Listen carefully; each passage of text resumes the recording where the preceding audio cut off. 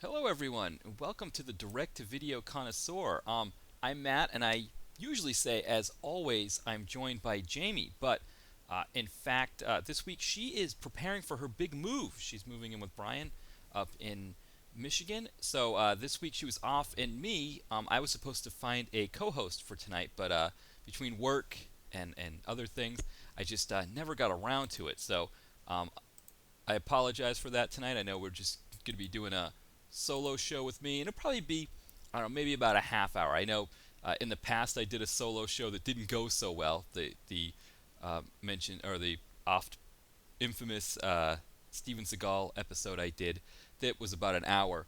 I kind of tried to force that one, but we're not going to do that tonight. I'm just going to talk for a little bit and see if I run out of steam around the half hour mark. If not, we'll go a little longer. A few other administrative things to discuss before we get into the podcast. First, me with the blog. I have been meaning to get some posts up, and again, because I've been so busy, and like I said, busy tonight, that I wasn't able to get so busy that I wasn't able to even contact people in enough time to get a co-host. I haven't had a chance to write, but I do plan on doing it soon. So hopefully, I know I've been saying that for the past 3 weeks that I'm going to get a blog post up, but I plan to soon, so let's hope for that.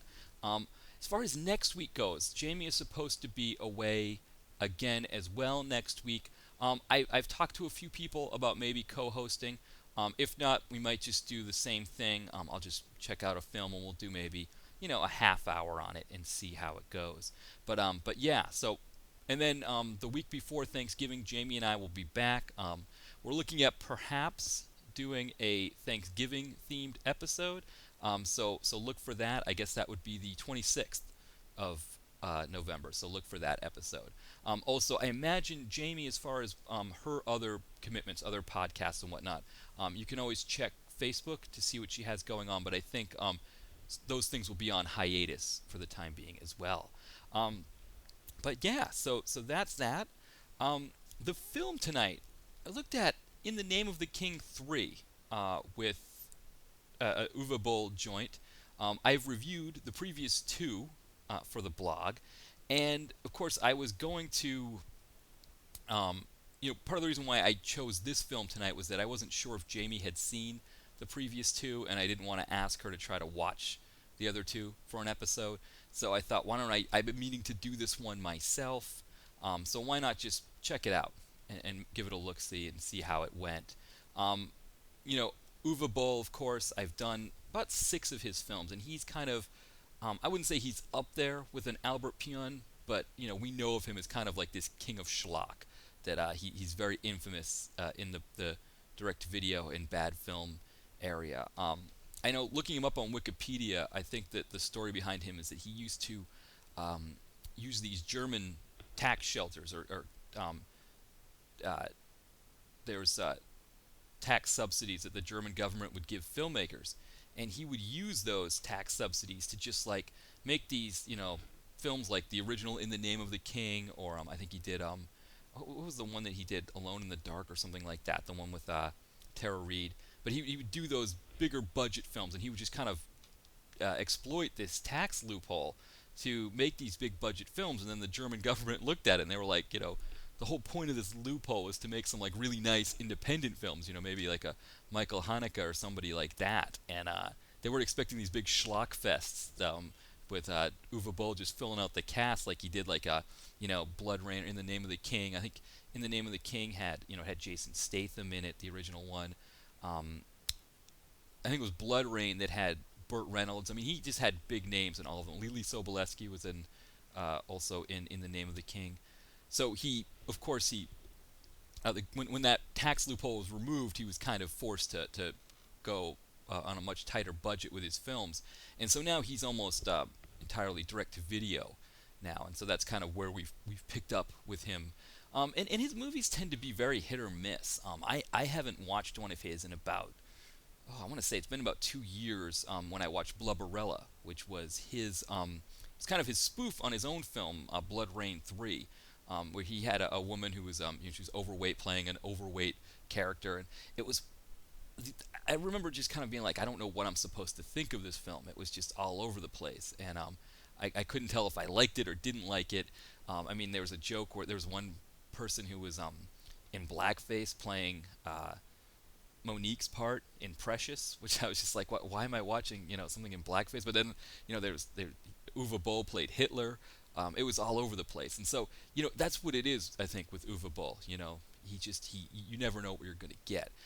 Now, having seen In the Name of the King, Part 2, which he did with Dolph Lundgren, I actually enjoyed that one. I thought that was a fun, bad movie romp kind of deal, and so I really liked that one. And I thought maybe In the Name of the King 3, it might have some of that. Of course, we sub out Dolph Lundgren with Dominic Purcell, and really we don't have another big name actor unless you want to consider Bashar Rahal as another name. And I don't even know if you consider Dominic Purcell to be a big name.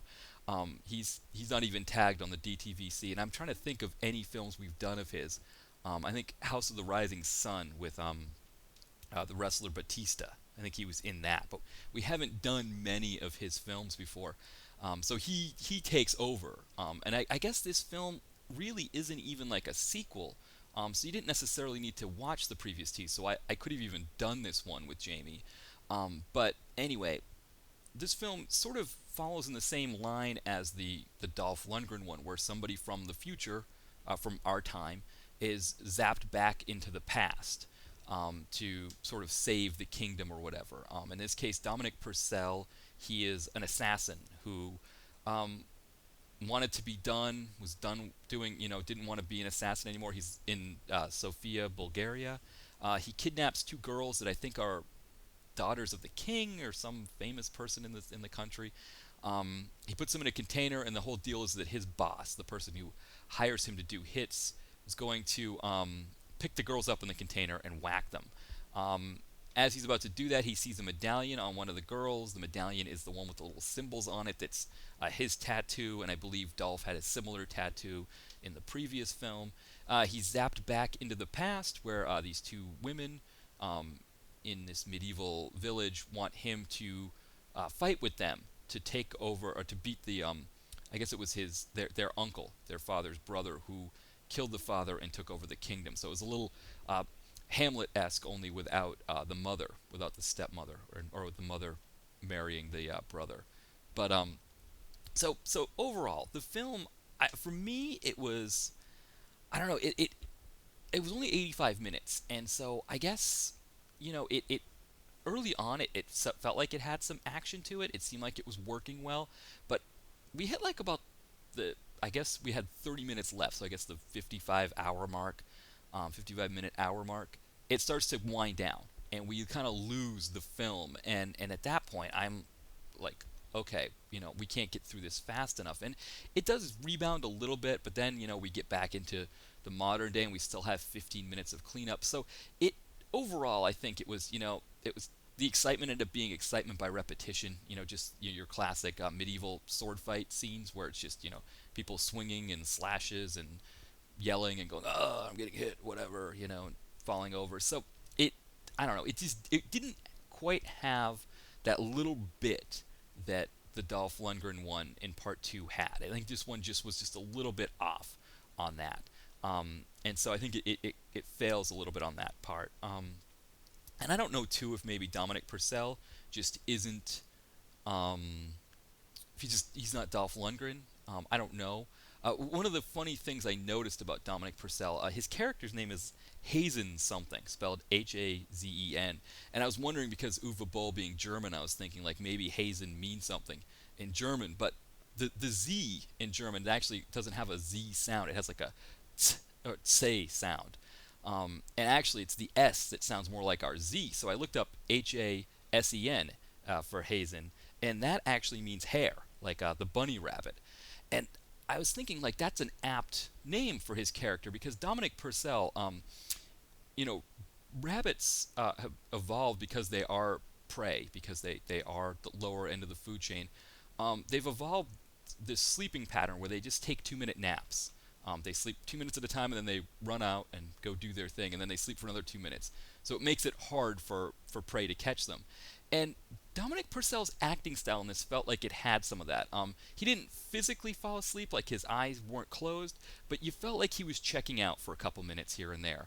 He would just kind of sit there and kind of look at the screen, or just kind of look away for a little bit.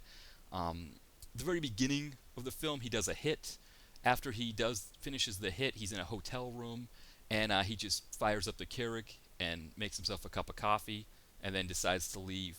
So he's very, very slow and methodical, and I guess that was part of his character. But when he's not making himself a cup of coffee, when he's just sitting at a table or just sitting somewhere looking off into space, he looks like he could be potentially, a rabbit taking a nap for a couple minutes. So maybe that's why Uwe Boll decided to give his character that name. Like I said, there was really nobody else of note in the film. The actress's name, I don't remember her name off the top of my head. But this is supposed to be a medieval time period, and the actress, you could see she had 2 scars just above her eyebrow where she had eyebrow piercings. So maybe that was popular in medieval Bulgaria. I'm not sure, but it didn't look like it. The other thing, I'm not one who's going to be a stickler for making the medieval period be, how do I want to say? I don't want it to be overly historically accurate. If the characters aren't speaking in Middle English or Middle Bulgarian, I'm not going to get upset. But they were living in the forest, and the forest trails were definitely had tire tracks. So some automated, some automobiles had been driving through there. These were not wagon wheels. So Uwe definitely, whoever the location scout was, and I mean, throughout the film, you're seeing like legit tire tracks in this medieval forest. So for whatever Uwe Boll was going with here, that some of those things were just hard not to look at and hard not to laugh at. So there was that in there. Yeah, I have the tire tracks listed. One of the things I think that's interesting, about Bulgaria as a location is that it has a sort of Wild West sense to it, and that's why I like films shot there. There's a kind of it's sort of like a modern Wild West. And one of the things about this film, because it's supposed to take place in this medieval period, is we sort of get this little introduction of this Wild West sense. And we get a little bit at the very end when Dominic Purcell comes back, but then we lose it because we have to lose it, right? We have to go to this medieval period. And we have to insert this Dominic Purcell character into this time. And now it's kind of a disappointment because maybe it would have been nicer if perhaps somehow he had incorporated that element into the medieval part. But, I guess you can't really, maybe that's not something he could have done. But, yeah, so that was, medieval Bulgaria with, there was, of course we had the dragon from the previous film as well. I don't know if you remember, in the previous, the Dolph Lundgren one, there was a CGI dragon. This guy makes an appearance again. And he actually makes it to the modern world. So he's hanging around modern-day Sofia, just flying around there. and that would be interesting to see if there's going to be a fourth film with Dominic Purcell and the dragon. Maybe it could be like in the Name of the King 4, the buddy cop picture, and the two of them are out there kind of solving crimes in Bulgaria. That could be an interesting take on it. Now, as far as Dominic Purcell and Uwe Boll, they did three films around the same time. Like there's three films on Netflix Instant that they have together. And I thought maybe he just shot them all at once, because Albert Pyun was known for that. He would, and actually I believe it was either Bulgaria or Romania that Albert Pyun, he took a lot of rappers with him, a lot of hip hop stars out there, and that's where he made the Urban Trilogy, and of course, the ill-fated Urban Trilogy, because Air France lost a crate's worth of film, and so, of course, those urban films are now like they're 65-minute, 70-minute, just kind of salvage jobs that Pyun tried to do. But yeah, so that's kind of something that Pyun would do, and I thought maybe Uwe Boll did the same thing. But it turns out only this one was shot in Bulgaria, and he went to British Columbia to shoot the other two with Dominic Purcell.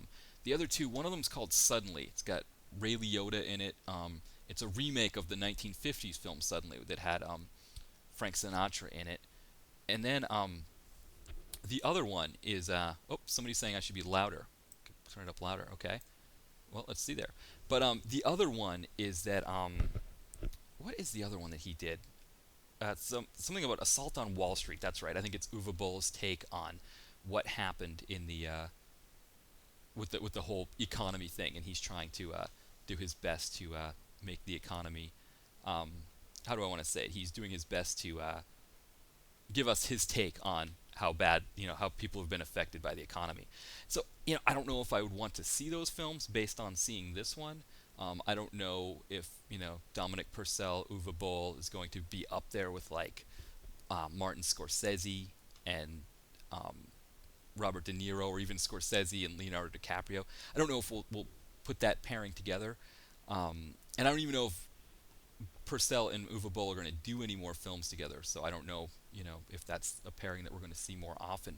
But yeah, I don't know that based on these, I mean that Suddenly one, the fact that it's got Ray Liotta is really pulling me in. That's one reason why I might grab that one. But yeah. So now I wanted to talk a little bit about Uwe Boll, because this film here, I'm kind of, like I said, I was kind of on the fence about, and I think maybe the previous one was probably as bad as this one, but because it had Dolph, I was like, okay, I liked it. The other thing too is that the two main characters, Dolph was in that one with Natasha Malta, I think that's her name, but they had a lot of chemistry, and Dominic Purcell didn't really have much going on with his main female co-star. They kind of just were there together in the film, and so that might have been another reason. It just kind of was just all there.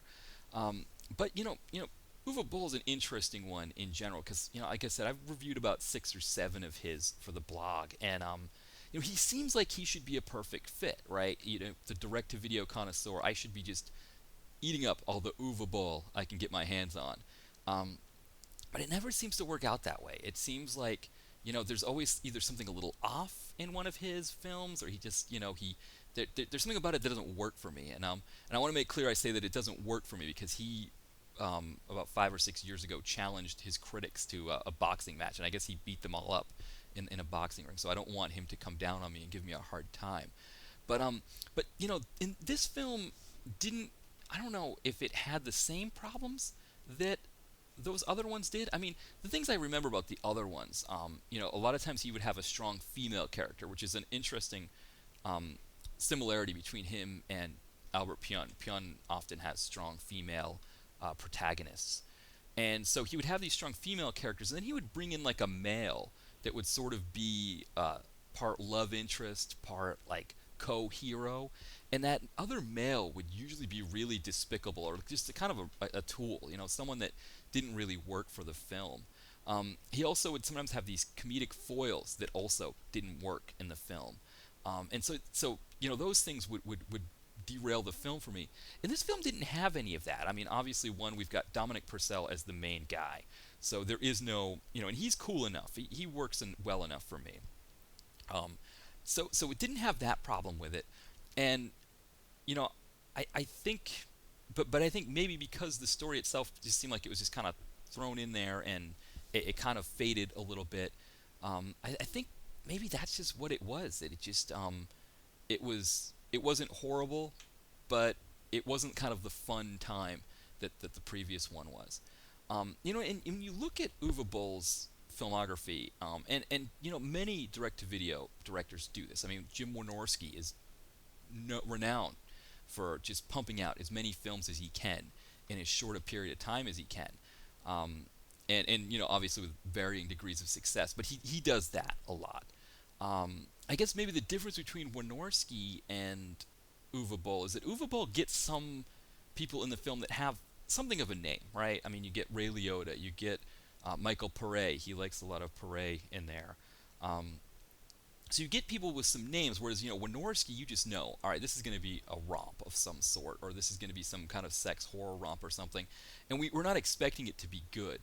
Not that I'm saying I expect Uwe Boll's films to be good, but by the same token, I think he there's he still suffers from that law of diminishing returns, because he's pumping them out so quickly, and I think this film suffers from that more than any. So, I don't know what I would do with this. It's on Netflix Instant. You know, I don't know if I would go with that. I don't know if I would pick this one. If you've seen the other two and you're looking for something on a Friday night, maybe this might be the one to go with. But overall, I'm going to say that this is just it just doesn't have enough to pique my interest. Now, there were a few other things in the film that I thought were kind of funny that I wanted to bring up. First, the hotel. He's in the hotel, and the hotel looks like your classic Marriott or Sheraton, something in the United States. And I don't know if maybe in Sofia in Bulgaria. I've never been there. And somebody said I searched owl bowl. Strange that people collect that pottery. There are, yeah. My wife actually picked up some owl pottery. She worked with a woman that loved owl stuff. So yeah, there are people that love that stuff. But anyway, that was. But beyond that, the hotel thing. One of the things I noticed being in hotels before, they had the hotel remote, and Family Guy made a joke about this too. How every time you go into a hotel, the remotes don't work, and I don't know. I'm not supposed to be agitated by that, but here's Dominic Purcell walking around these hotel rooms trying to assassinate his mark, and I, see this hotel remote, and I'm like starting to get agitated, like just imagining myself hitting the button, like guide, home, TV, and like you just want to watch TV, and you're stuck like trying to get away from the movie channels, and then the next thing you know, you accidentally order something. You've got to call down to the front desk and complain, no, I don't want Blue Jasmine for $12. I just want to watch the game. I want to find out how the Sox did. And so that kind of got to me. I felt like a little anger there. And just the hotel itself had kind of a disheveled look because people were staying in it. So I started to get that feeling. When you stay in a hotel for a few days, you've been eating crap food, right? Because you haven't been able to cook your own meals, and you kind of have that travel feeling. It's just you just want to get back into your own bed. That whole scene just kind of felt like that for me. And so I'm not too much of a fatalist, but I think if I were in the position of the victim, the mark, I would have been like, Dominic Purcell, go ahead, you got me. I'm ready to go. I've had enough time at the hotel. Plus, you don't have to worry about your hotel bill if Dominic Purcell offs you in there. So there was that. The other thing, I got a kick out of the whole the Keurig thing, because here he is. He's just offed like 4 people in this hotel. And granted, he's used a silencer, and maybe this is a hotel that people in Sofia don't go to that often, and who knows, maybe the maids weren't in that day, but I gotta think, you only got a few minutes before people start noticing dead bodies. And yes, I will say for myself that if I were staying in a Sheraton in Sofia, I certainly would look the other way if I saw a body. I wouldn't want to get involved with that. That's a lot of mess. If the police asked me, like, didn't you just walk by that area? I didn't see the body. I'm sorry. I was just, I was daydreaming. I had my headphones in my earbuds. I didn't know there was a dead body, so I probably would ignore it. But I got to think somebody there, a good Samaritan, might. And maybe if you're the clerk or the housekeeper, you've got to call somebody, right? It's your job. Um, so I was watching that and I was thinking like, Dominic Purcell needs to get out of there. Like the fact that he was just having the cup of coffee, that was a little nonchalant, which I kind of liked. But he reminded me of my friend Dylan when we were growing up because in high school we were little shits, we were bad kids. We liked to egg houses, toilet paper, all that kind of jazz. We were not the best kids in high school, but Dylan had this let's say it, this code, this thing that he said. He was he has this code where he would not run from a job. If we egged somebody's house, he didn't want to run back to the car. He needed to walk it back. He felt like it was low class to walk it back to the car. And Dominic Purcell felt like he had that vibe. It felt like my buddy Dylan there, grown up. And who knows? Maybe my buddy Dylan. I haven't talked to him in years. Maybe he's out there doing hits. Maybe he's out there, going through Sheridans in Sofia, Bulgaria, and maybe he is. Maybe he's out there in those Sheridans, and he's drinking his coffee because he doesn't want to run from the job. Maybe he still has that sense. But that's it. I mean, I remember when we were in high school, one time we were drinking on the roof of our school because we were in a small town. We had a lot of fun things to do. And the cops showed up while we were on the roof. We had to kind of climb down this scaffolding and escape. And Dylan was our ride that night. So we all escaped to another house, and he wasn't with us. He disappeared. We didn't know what happened to him. So we just I just hung back at that house we were at. And about 45 minutes later, there's a knock on the door, and my other friends had tried to get home another way, and the cops had picked them up while they were out in the street. But I just kind of hung back at the place, and 45 minutes there's a knock on the door, and it was Dylan. He said, "Yeah, well, I figured there's no way I was fast enough because he was a big guy. I wasn't going to be able to escape this, but I figured I would just stay up on the roof. I figured no cop was going to climb up here to look for me. I'd just wait until the flashlight, I stopped seeing the flashlights around the edge because I figured he would just kind of shine the light on the roof and then go away. So I just moved to the middle, waited till I stopped seeing the flashlights, and I bolted. And he hit the road. He just got out of there. So then he came down, picked me up. We just went, got in his car that was parked at the school, and we drove off. So that was it. Excellent. Second unit said, first they were talking about me calling him Uwe Boll. I picked up Uwe Boll. I mean, being having minored in German, I guess I know that's how you'd say it in German. But in the Name of the King 2, the DVD for that was Dolph Lundgren. I guess I bought that on DVD. I don't know if I should admit that, but Dolph kept calling him Uwe Boll throughout the featurettes on there, and I just loved it. I was like, I guess that's what he is in Germany. He's Uwe Boll instead of Uwe Boll, and so I just kind of picked that up. But yes, you mentioned owl bowls because it sounds like I'm saying owl bowls. So that's great. Yeah, and second unit, you mentioned that I'm just rolling solo like that. Yeah, I just I didn't get around. I mentioned at the beginning of the podcast that I didn't get around to getting a co-host, and I figured I would just come out here and chat about In the Name of the King 3. I figured I'd go a half hour. We're just about at the half hour mark now, but I figured I'd see how long till I ran out of steam and see what happens. But yeah, so the character, Dominic Purcell's character, as we were talking about this, as you reminded me of my friend Dylan, and as I was getting over my angst of being in hotel rooms and ignoring that part of it, I had this sense that Dominic Purcell's character was going to be some guy I really liked, that I was going to really enjoy seeing him get into the medieval time period and start really being a badass. And that didn't come off as much as I thought it was going to either. And talking about this now, I realize that was another area of the film that I didn't like. There was some badassery at the end, but kind of towards the middle, there's some parts where he doesn't know how to use the sword that well. He doesn't know how to ride a horse, things like that. So there, I think I was expecting some instant badassery, and we kind of lose the badassery a bit, and that may have hurt it some too. I think I wanted more of the guy who would brew himself, would fire up the Keurig and get a cup of coffee after he just offed four people in a Sheraton in Sofia. I was kind of looking for more of that, and I didn't really get that kind of guy. So that was about it. Let's see. I mean, I have some notes. Oh, the other thing I wanted to talk about is the this film had a lot of shaky cam in it, and I think that was another thing that really felled it. That it really made it bad for me is that you get some good action sequences, but with the shaky cam, it was a little bit much. And I'm watching these from my computer.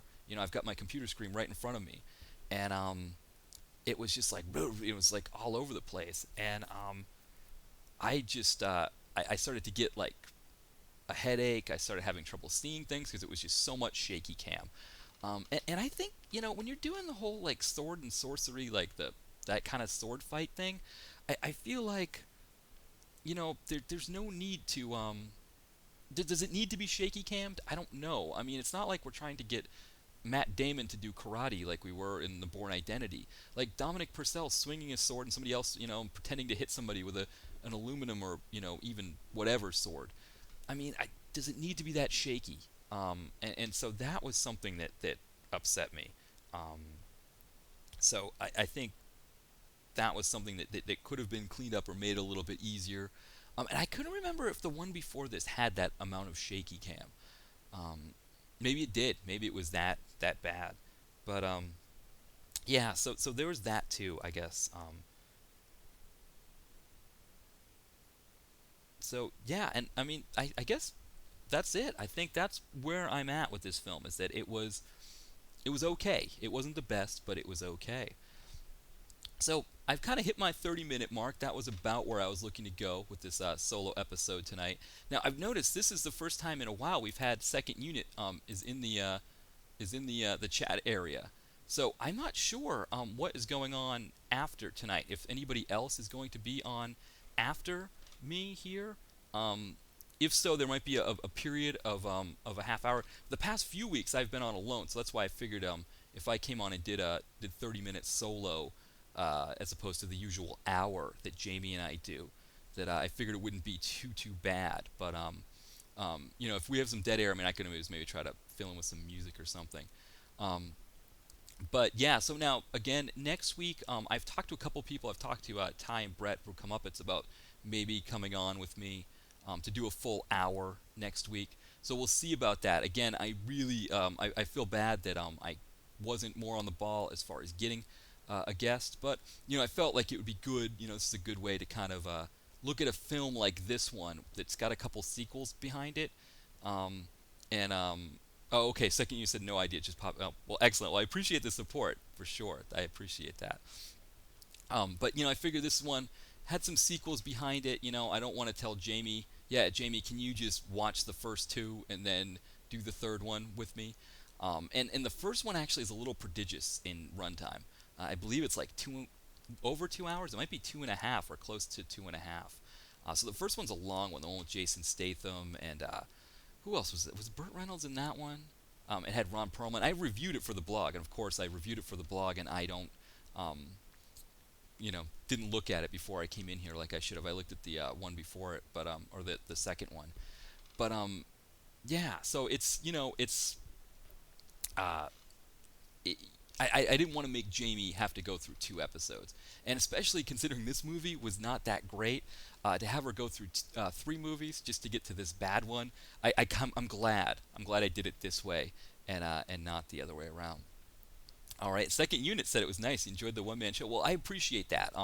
I feel like the previous time I did a one-man show where I went into it thinking I've got to do an hour on Steven Seagal, and it was Steven Seagal too, so that's not always easy. It was only my second podcast ever. That one was, I think, more. Maybe I'm harder on myself, but it felt like more of a disaster. This one I felt a little bit more comfortable, and again, I gave myself, only a half hour, so I didn't have as much time to have to try to fill as well. So I thought I would just kind of, get in here and try to chat about this one for a bit and see how it goes. All right. Well, again, thank you all for listening. Again, I'm hoping maybe this weekend. I'm not sure. I've been busy with work and everything as far as the blog goes. It's so much easier just to do a podcast, right? Because I do the podcast and I kind of so I say set it and forget it, right? I come on Mixler here. I'm live for Jamie and I will be live for an hour. Sometimes I have to edit things out, like we've had technical difficulties, but for the most part, the show is as it is, and I just do the show, pop it on TalkShoe, and then my own archive page, and it's all there. And it only takes it doesn't take much time. Whereas a blog post, it's I've watched the episode, of course, but then I've got to get images, I've got to write it, proofread it. Even though I still have typos in there, I try to proofread it at least once through. And then get all the HTML links in there, and then you finally get it up. So a blog post, it tends to be a little more daunting. Whereas with the show, we can do a show, we get it happen, and exactly, yeah, it's Mixler. Well, the technical difficulties. Jimmy's mentioning about Mixler, technical difficulties. I'd say the past 2 weeks we've had interesting ones. Last week we had the new app, the new Mixler app, and I forgot to when I installed the app when I installed the update, I forgot to reset the input that was Jamie's, the one coming from Skype. So Jamie was on the show and nobody could hear her, and so I had to go. And I was like, it had been 6 months since I had done that, and I was like, oh no, I gotta go back through my emails and try to and I then I remembered it. It was like it all clicked, like this is how you set it. So that was one, but it was kind of funny about that was the only people listening then were Brian, and then Jen, my wife, was listening.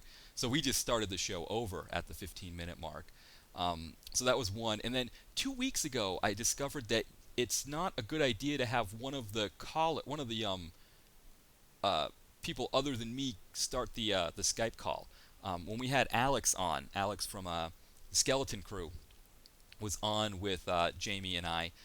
Alex was the one who initiated the Skype call, and that caused some technical problems that I had never seen before. I didn't know you could do that. So that's another one. But you're absolutely right. Like for the most part, Mixler it's just set it and forget it. I do the show, boom, and it's on. Yeah, sometimes you get echoes. That's what I've had that before. So yeah, you just never know with Mixler, but it is like so much easier than it's one thing that's been great for me because with work, and then my recently I've moved down here to Pennsylvania, to Philadelphia. I've gotten married. All these things have happened in the past 12 months. This opportunity that I've had, that John and Mo have given me to do this podcast, and then with Jamie on board. It's just been great for me to get back into the blogosphere, and start to make blogs again, because this has been a great opportunity because it doesn't take much time. Watch the movie, take some notes while I'm watching the movie, and then Jamie and I do the podcast, and then again, if there aren't any major, other than the past 2 weeks, you just pop it right on there, and you're good to go. So it's one thing that I've really enjoyed is this aspect of it, and with this week, with me not getting around to getting someone to fill in for Jamie, I thought, well, I still like to keep the momentum of the show going if I can, and make sure I get something out there, get another episode. And so, fortunately, it came out pretty well, and so we did all right. All right, well, let me wrap things up here. So, again, you can always contact me. I am on Twitter at DTV Connoisseur. Also, you can always find the blog. It's mattmovieguy.com, and on the blog, that's where you can really get to everything. I've got an archive for all of our past episodes. Believe me, if you enjoyed tonight's, the ones with Jamie are like tenfold better. They're just amazing with her. So I love doing the show with her. So we've got the archive page there. Also, all of my blog posts are there, and through mattmovieguy.com, you can also connect to Twitter. You can connect to our Facebook page that we have for likes there as well, and my email, which is at dtvconnoisseur@yahoo.com. You can also contact us there.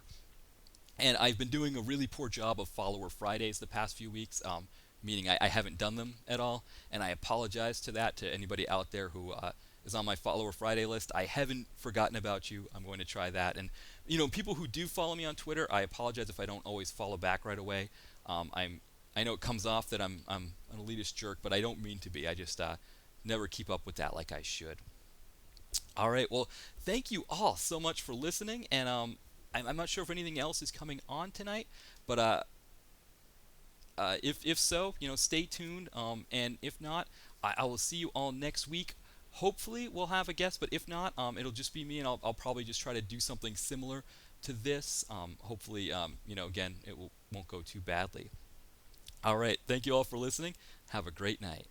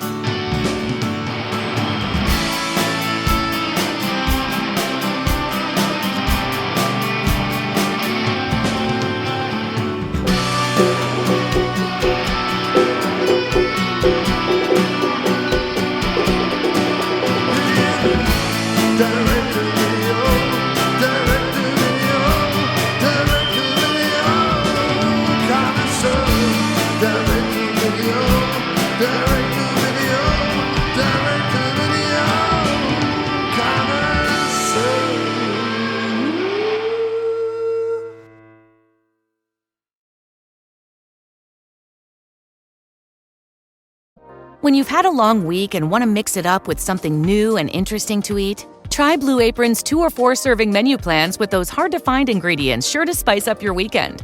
With 60-plus options each week, you can choose from an ever-changing mix of high-quality meat, fish, vegetarian, WW recommended, and wellness offerings. Order now and get $110 off across your first 5 orders when you visit blueapron.com/unique.